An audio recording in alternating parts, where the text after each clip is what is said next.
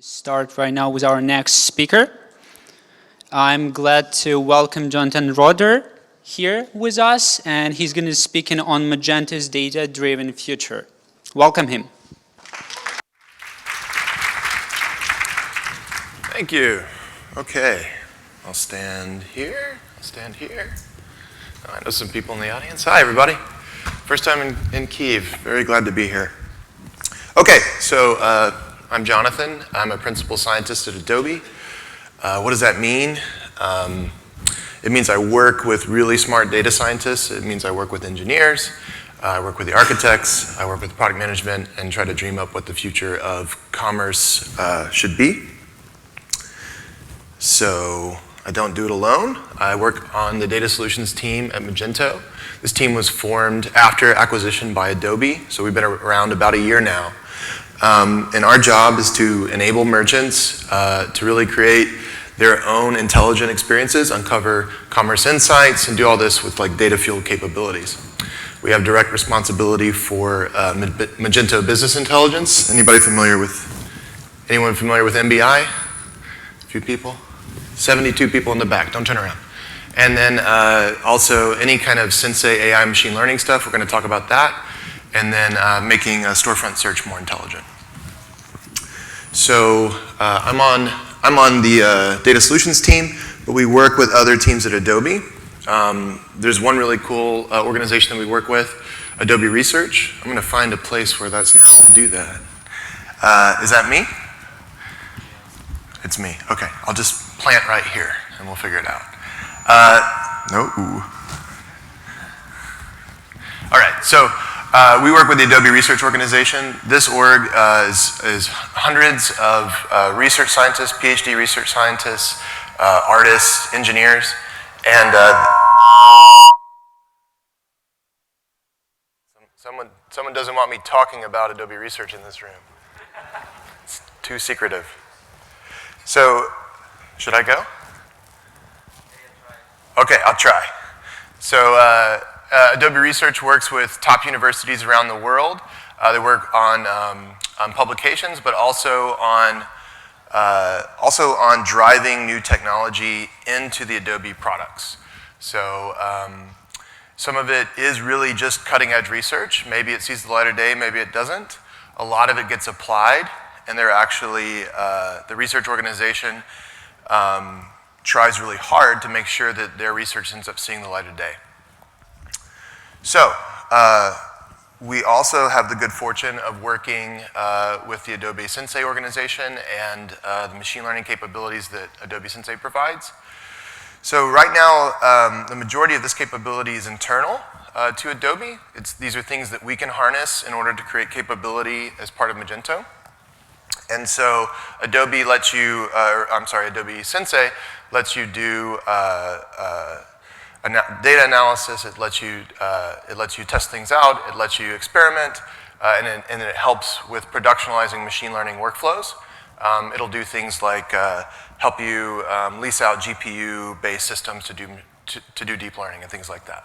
So there's a lot of capability that it provides that we can use. And then Adobe at large has been building intelligent capabilities with Adobe Research, with applied machine learning teams, across really a huge swath of our product portfolio. So we kind of think about three big pillars at Adobe, three large business units. We obviously have our Creative Cloud, and then the associated creative intelligence capabilities that we've been delivering there, and then our document, and then last and certainly not least, our Experience Cloud, where we at Magento live. And so across all these, there are many examples of productionalized intelligent capabilities. And what's really cool is that through our collaborations with Adobe Research and other orgs, something that might be invented for Photoshop could be applied into Magento. Okay, so that's a little bit about us. And now the mic's working, so I think we're doing it. Did I ruin it by saying it's working? Okay. So now let me talk you through, maybe for some of you, this will be maybe you'll come up and explain it better than me, but we'll talk about AI, we'll talk about how we look to try to apply it today and in the future, and then we'll look at what exactly we're doing right now and have been working on. Okay, so I talk about intelligent systems, I talk about AI, I'm really talking about machine learning. Who here is a machine learning practitioner? Who here applies the black art of machine learning? Come on, don't be shy. I see one. Okay, good, I can just make up whatever I want, good. So machine learning, artificial intelligence is a lot of things, but really it's machine learning for now in the 21st century. And machine learning is the ability for you to not program something, but it still does it, right? And we do that by providing data, and we feed it to the machine, and we hope it learns, and then it does something for us, right? Clear as mud. So let's dive a little deeper. So there are 3 pillars of machine learning, 3 subtypes that we can focus on today. There are a few more, but these are good. So one is unsupervised learning, one is supervised, and then last we'll talk about reinforcement learning. But really, very importantly, when we're teaching these systems, we expect them to be able to do what we want, but not really understand what they're doing, right? So we've all had a bunch of science fiction past that we've gobbled up. We all have our hopes for the future where we talk to AIs, but it's still really early, and these systems, as complex as they are, they're obviously nowhere near consciousness. Okay, so let's look at our first subtype. So we have supervised learning. So let's say that I want to learn a machine to detect, let's say, when there's a picture of a cat, right? In order to achieve this, I need to feed the machine examples, ground truth, labeled data, we call it, right? Examples of cats and of not cats. And if I feed the machine enough examples of cats and not cats, then the machine will learn on its own what aspects of each picture result in it thinking a cat is a cat and a not cat is a not cat. So does it have pointy ears? Does it have this shape to its nose? The whole point is we're not telling it what part of the picture to focus on. It's figuring that out by itself, but it needs that ground truth label data. And importantly, you need to feed it currently a lot of examples. Maybe I show you one picture of a cat and you get it, and if you see something that looks vaguely like that, you also know that that other thing is a cat. But this machine's pretty dumb. You gotta feed it a lot of examples. You gotta take each cat and you gotta show different aspects of the cat in order for the machine to actually learn to spot a cat in the wild. So by comparison, our second type of machine learning, unsupervised, we don't feed in ground truth label data, we just feed in data, right? And then we expect the machine to be able to make some kind of relative sense of the data. So if we feed in a bunch of shopper behavior, like I'm looking at these things, you're looking at those things, then the machine could separate us out into different groups based off of our different activity. If we feed in time series data, then the machine could determine anomalies. Oh, traffic spikes, or this looks like it could be an attack vector. But unsupervised learning is fairly limited by comparison to supervised learning, at least today, in what you can accomplish with it. And so if you contrast these two, the majority of the AI or machine learning based capabilities that you use, like on your phone or shopping or that we bring to production, they're all supervised. And the implication of this is that these systems are limited by the data we can get access to and make sure it represents the truth so that we can feed and learn and train these systems. And this is actually fairly expensive, and there's a lot of work at Adobe and other places to figure out how best outsource or use humans to help train and label these systems, and also how to reduce the amount of data that's actually required. That's a very active area of research, is to try to get the machines to learn more quickly without having to have so many examples of the truth. There are also a lot of efforts to simulate the truth, which gets dangerous, right? So we take our previous cat example.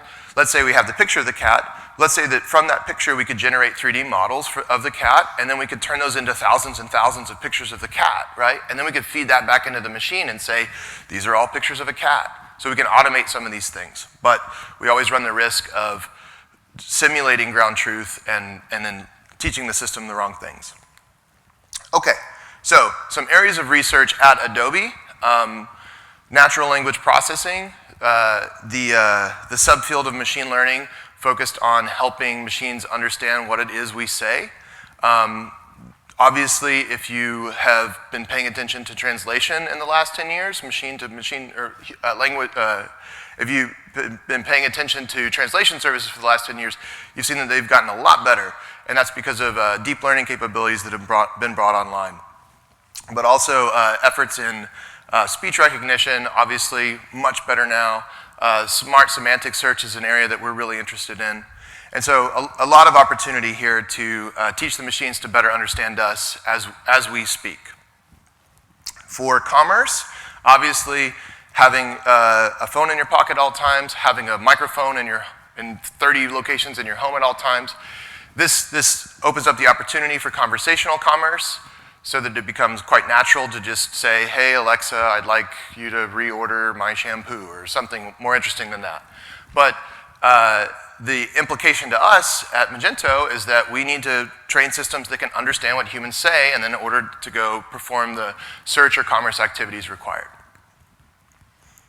So likewise, or here's another example. So let's say you're fortunate enough as a merchant to have many shopping reviews on your website. So there's a product, it has thousands of reviews, wonderful. Shoppers come, they look through the reviews, they decide if they want to buy the product or not, wonderful. There's too many reviews, that's okay. We can sort the reviews or group them by the rating or how helpful they are. We can even do sentiment analysis to say, which reviews are positive or negative. That's a form of natural language processing. But we can take it a step further. And so we have research that can summarize text. So if you looked across many reviews, you could potentially summarize across those reviews and create a new review that was an aggregate of them. Right? But the machine has to have some amount of understanding of what it's processing, and then can summarize that correctly. Computer vision, obviously huge. We all use Snapchat and all that fun stuff. Obviously at Adobe, this is a giant part of research, right, for all of the creative side of the house. But at Magento, we know we deal with text for natural language processing, but we also deal with videos and imagery all the time. So a lot of good possibilities here. Let's take an example that starts out fairly simple.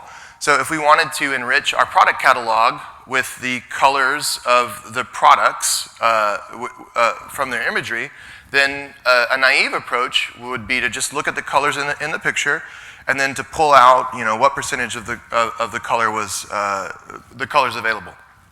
But obviously in this situation, if we're only interested in the shirt, then we need to be more intelligent about how we approach this. So we need to detect where the shirt is, and we need to pull out only its color. But wait, how do we know it's a shirt, right? So maybe the product is categorized as a shirt, maybe its name says shirt in it somewhere, but there could be some element of natural language processing to even first determine that this is a shirt. Okay, now let me figure out what a shirt is, go find it in the image, and then I can extract the color. So we can start to combine these capabilities together. Another great example, visual search. So we all take pictures all the time. We're all on Instagram. We're all on the web. We're bombarded with images. If you see some fashion look, some piece of furniture you like, wouldn't you rather just take a picture of it without having to describe anything, and then the machine tries to find the most similar products available, right? It can even look, it can even detect individual sub-products within an image. And then also look across to find related images or other products that are related by how similar they look. So you're looking at a product on a website, see other things that are similar. Image aesthetics. So let's say, we have imagery, we can start to modify it, and we can do so intelligently. So we can do mood lighting on websites. It's in the evening, just calm it all down, right? Or for an individual shopper, if we can learn their preferences, we can make adjustments. So, Netflix has an amazing example of the cover art of each of the videos or media that they show. You think about the effort that goes into coming up with that photography or that poster, right? That you want to click on when you want to view a movie. Think about how much money and effort goes into that. And Netflix decided, well, maybe we can do better. And so they use machine learning to figure out which image from the actual movie to show you as an individual. And it changes all the time. So we can really think about a future where we can start to modify a lot of the imagery and video and content and start to personalize it. Okay, so finally on images, or on, what do you guys think these images have in common, other than you're seeing more and more cats? Eyes. Eyes? So none of these people or cats are real. So these were all generated by adversarial networks, and so, or by machines. And so the implication here is, these are called deep fakes, right? So we have now the ability to create photorealistic images of people that can fool us, and of cats. We have the ability to create audio that can sound exactly like me or like you, but it didn't actually originate from us. And even now we can do video, starting to. There are scary implications to this, but there are also good possibilities, right? So we think about image aesthetics and modifying images. We can also just create images now. So what if we could create images or videos of products, et cetera, without necessarily having to go through a photo shoot process? So taking a step back, literally, the implication is on the consumer side, we can engage with them in more natural modalities. You know, we all see things, we all say things. This is becoming more and more natural for us to try to communicate with the machines in a way that is natural to us, and then our expectations keep rising that the machine will understand us. This is what I see, go find it. This is what I'm saying, understand me, right? And then also, for our merchants, how do we enable them to scale and to personalize what experienced shoppers should have without requiring that same physical scaling of resources, right? So as we start to be able to harness and create content and imagery and video, we start to be able to scale up how effective a merchant can be for creating personalized experiences to shoppers. Okay, how am I on time? How am I doing? I'm okay? All right, well, that was helpful. A few more, so now we're going to get into some reinforcement learning. So I think probably you're all familiar with traditional A/B testing. You have an idea, you want to run an experiment, you need to allocate some amount of traffic between the experiment and the baseline. It needs to run for so long before you can understand if there's any statistical relevance or significance to the experiment, right?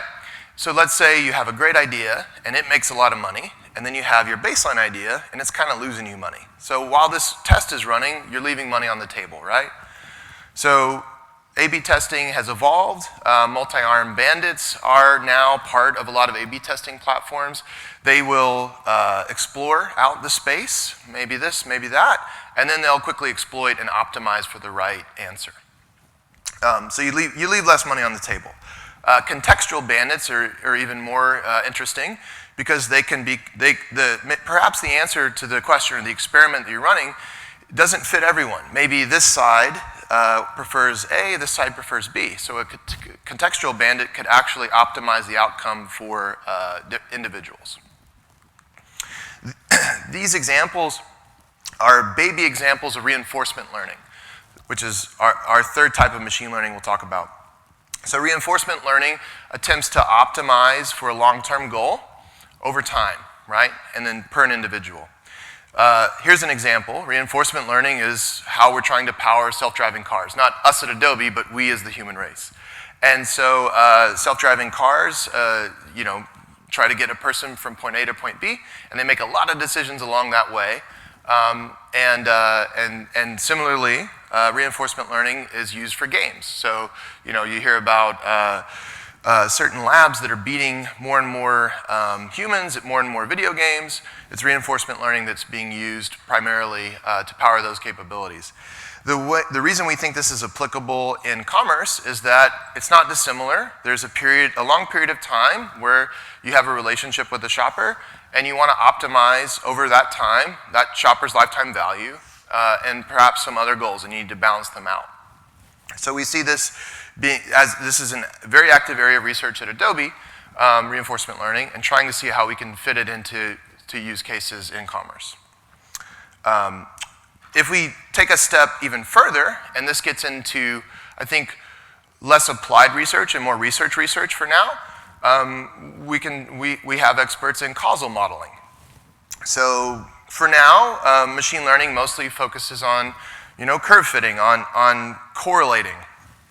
But causation is different. Like, I need to do these things in this order for this to happen. And so it's important it's important to consider more and more how the real world works and trying to model for that instead of just stuffing a bunch of data in that's correlated and then learning things. So very early, but definitely research there. And if you want to get even more into theoretical, if we can conquer causal modeling, then we can start to simulate. So if we run an A/B test, we can see in the real world, or if we run a test, we can see in the real world how something performs. But that comes at a cost, right? Like, you have to experiment, and it could cost you money, it could cost the merchant money. But what if you could understand the world better, and what if you could simulate it to some degree, and then what if you could know exactly when you should launch your promotion, or what color your website should be, et cetera? Will this ever be perfect? No, but there are opportunities to eventually get to the place where we can better simulate what's going to happen, and then running models against it, and then help our merchants come up with strategies for how they should go conquer business. Okay, but that all sounds great, Jonathan. Everyone's saying, yay, Jonathan, good job. Very exciting future. But what about the human part of this, right? And this is another interesting area of research at Adobe, which is how humans work, and how the differences between us as individuals and the way that we process information should be taken into account. What's the point of trying to model the world better if we don't try to model ourselves? So here's an example. Let's say that you were gambling, and let's say that you had $100 on the line. You could win or lose $100. So if we had a machine learning model that was trying to calculate whether or not you as a user or you as a gambler should take the bet, we might think that it's equivalent to win $100 or to lose $100. But you as an individual might be risk averse, and you might value keeping your money more than winning more. And so taking those things into account in our models becomes important. This is definitely research, not applied, but it's very interesting to see that we have work here at Adobe for this. Okay, so over time, what do we build towards, right? We build towards a set of systems that are intelligent, that understand commerce, that understand humans, that can try to model the world, and that can try to help our merchants optimize their business and extend their experience into hyper-personalized spaces for all of us. Sounds like science fiction? Yeah, mostly, but it's also a huge area of research at Adobe, and it's very exciting. In the meantime, what are we doing today? What are we shipping today? What are we working on today? So we're working on Magento recommendations. Right now in Magento, there's a baseline set of capability for providing related products. You can do cross-sells, upsells. There are manual rules. You can set up expressions for relating products.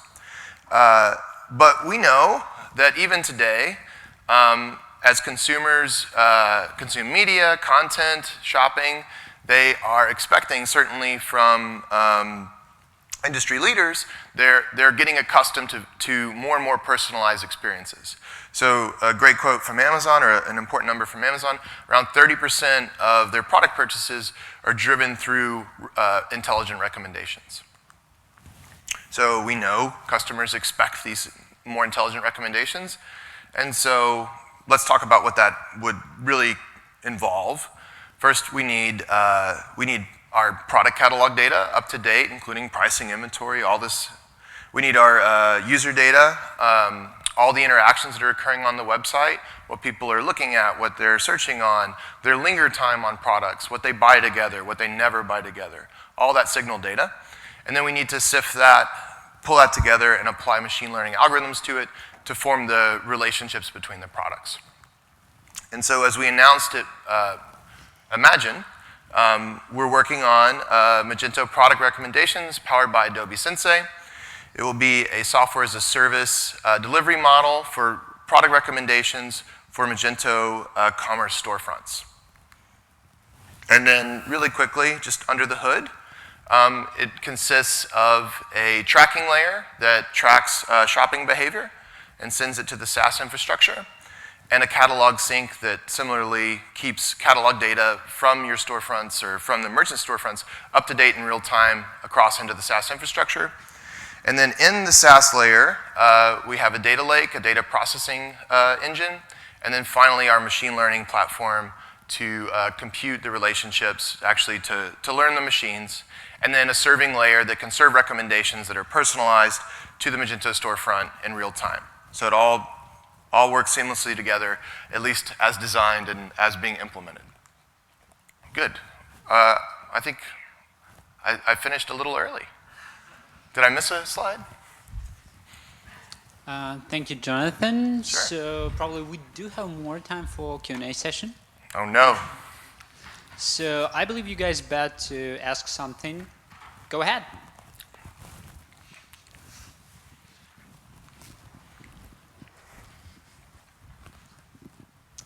Hey, John, thank you very much for that information. It was very useful and interesting. I'm actually looking forward to using that within Magento. And except related products powered by Adobe Sensei, are there any plans of applying this technology to some regular data processing products, some like regular operations that we do every day? So, meaning maybe more back office, or? Yes, we kind of carve it up. In the data solutions group, we think about 3 sub-areas of focus. One is intelligent experiences, which I spend a good amount of time on.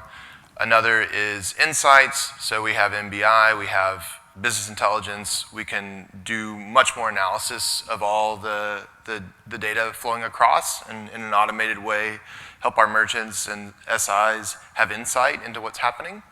And then lastly, automation or augmentation of back office capability. So how do we make it easier for the merchants to deal with their catalogs, with their content, all that. The example of automatically applying image attributes, like the color of the products, automatic attribution is an example.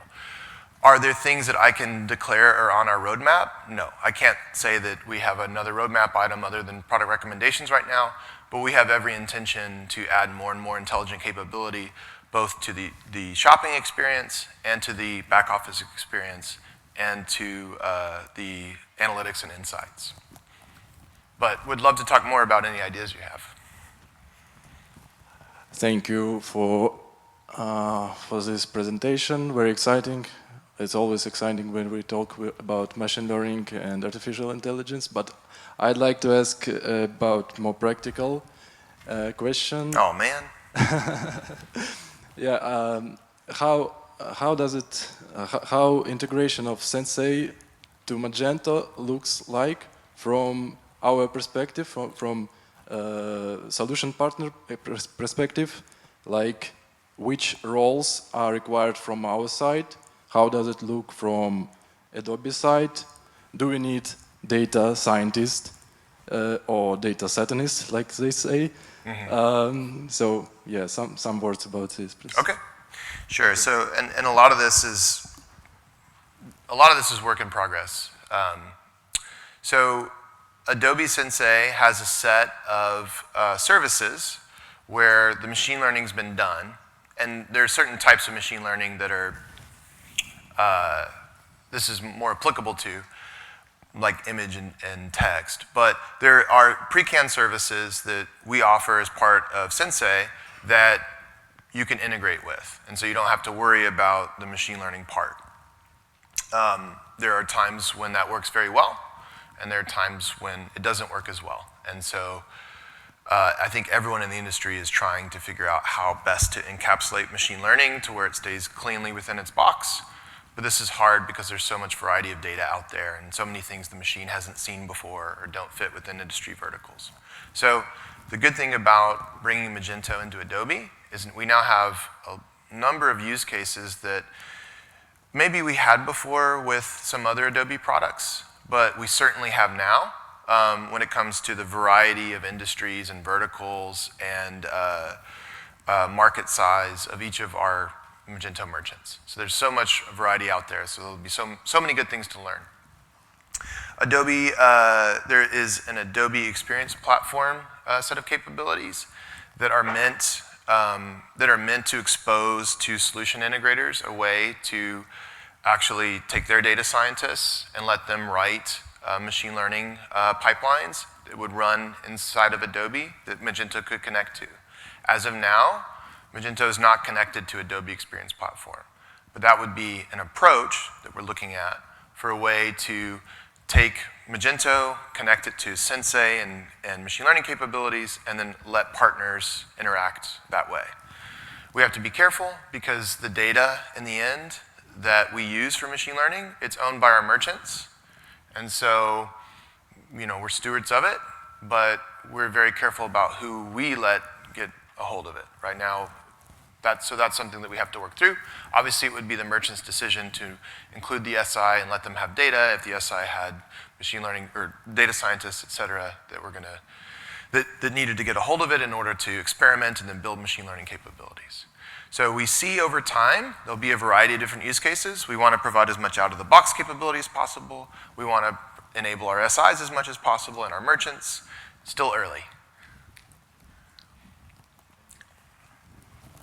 Back again. Yep. So about unsupervised and supervised learning. Yes, sir. Is one better than another, or can they be applied, like combined together? Are there any use cases of that within Magento? There aren't in Magento yet, but yes, you can apply unsupervised and supervised together in different ways. In natural language processing, you could have like a language model, and then you could use that and apply that to enrich and improve another supervised problem in natural language processing. But is one better than the other? I think the reason I bring up unsupervised versus supervised is just because I think, especially when I talk to business people, I think there can, not to say it negatively, but there can sometimes be this belief that all of machine learning should be unsupervised, and that's what they thought. You just feed it data and it learns, right? And so I just want to distinguish that, well, most of what we actually are doing now is supervised, and that has a high cost of labor to go and get and label the data that the machine learns. A lot of the early, like in the 2010 era, really when the thaw of AI happened around 2010, a lot of the early news that came out was about unsupervised learning. Like Google had a deep dream thing, and if you remember any of that. But anyway, for the moment, they're applied to very different things, and most of what we do is supervised. Okay, did I put you guys to sleep? I'm sorry. Come on. I didn't have one Terminator joke or anything that made me take them all out. Yep, Jonathan, I believe we're good. Okay. Yeah, by now, that like perfect timing. Oh, we did it. Thank you, everybody. You did a great job, and thank you for your speech and presentation.